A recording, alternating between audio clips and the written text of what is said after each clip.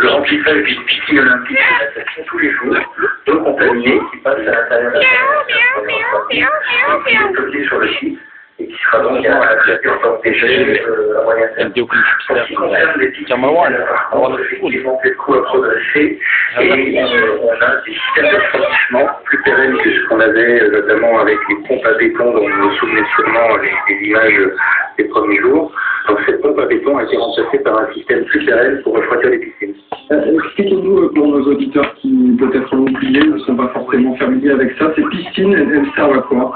Ces piscines sont des zones de transit pour le combustible du réacteur. Elles reçoivent le combustible neuf avant le rechargement du réacteur et les combustibles qui ont été usés dans le réacteur par les réactions nucléaires sont mis dans ces piscines pour une période de 2 ans, 2 ans et demi pour refroidir au sens propre du terme, c'est-à-dire pour perdre de la température, mais également pour perdre de la radioactivité, et donc c'est des piscines qui servent de transit et pas de stockage. Alors, vous nous parliez de ces tonnes d'eau, plusieurs centaines par jour qui sont encore injectées. On parlait beaucoup il y a encore quelques semaines de cette eau radioactive qui s'accumule d'une certaine manière dans les bâtiments. On parlait aussi de l'eau qui était du coup déversée dans l'océan Pacifique. Où est-ce qu'on en est sur cette eau? Est-ce qu'on a trouvé un moyen de l'évacuer ou est-ce qu'elle est toujours là en attente d'être décontaminée? Non, elle est toujours sur site.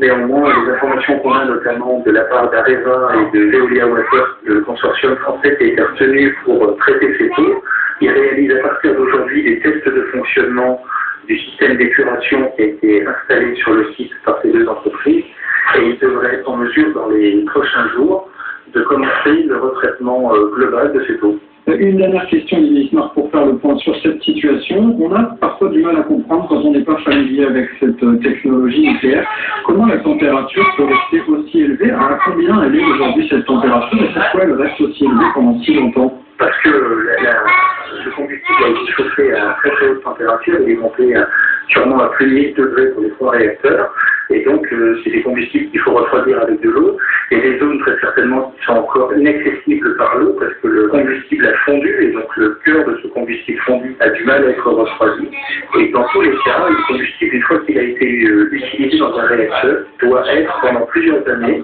sous eau, refroidi. C'est le cas par exemple du combustible qui est dans les piscines, et donc c'est vrai aussi quand il est dans un réacteur, il faut être en permanence sous eau et refroidi, sinon la réaction nucléaire redémarre. On va revenir à présent sur votre séjour sur place au Japon. Vous avez été dépêché quelques heures, quelques jours après la catastrophe. Vous êtes resté, je crois, 1 mois au Japon. Racontez-nous d'abord quelle était votre mission sur place. La mission était double. Elle était d'une part d'assurer un conseil technique auprès de monsieur l'ambassadeur de France à Tokyo et de lui donner finalement la grille de lecture et de lui expliquer quels étaient les enjeux de ce type de fuite nucléaire.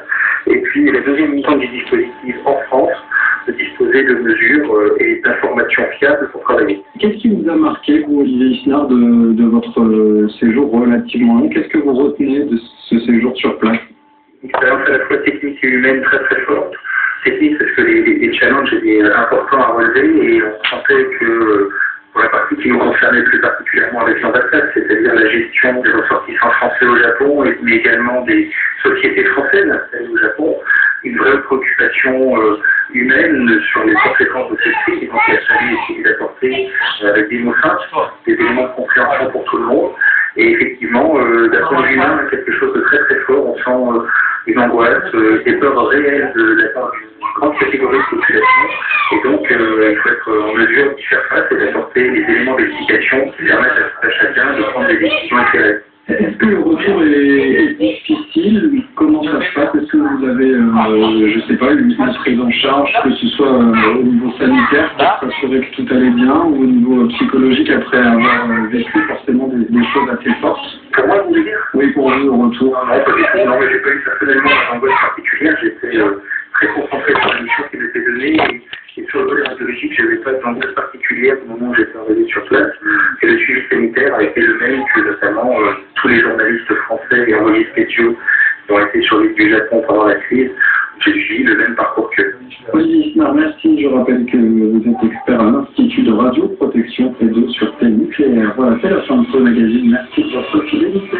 Très bonne journée et rendez-vous la semaine prochaine.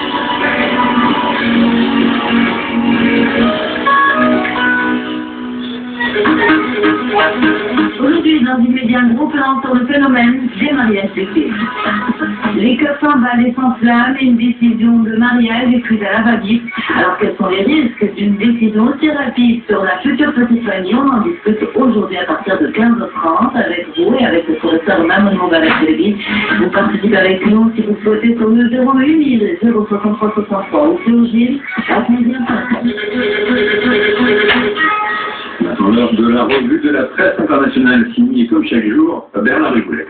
Il est beaucoup question d'élections et de référendums. Ce mardi dans la presse internationale a commencé bien sûr par l'Italie et ses 4 consultations simultanées de dimanche et lundi qui se sont traduites par ce que beaucoup de journaux appellent à l'instant de Libération à Paris une nouvelle claque pour Silvio Berlusconi. Le Figaro titrant pour sa part sur le camouflet des Italiens, alors président du Conseil, dont ajoute-t-il l'avenir s'assombrit. La Francfurter Allgemeine intitule même carrément son éditorial en italien dans le texte Addio. Adieu au nucléaire ou à Berlusconi lui-même, s'interroge le grand quotidien allemand.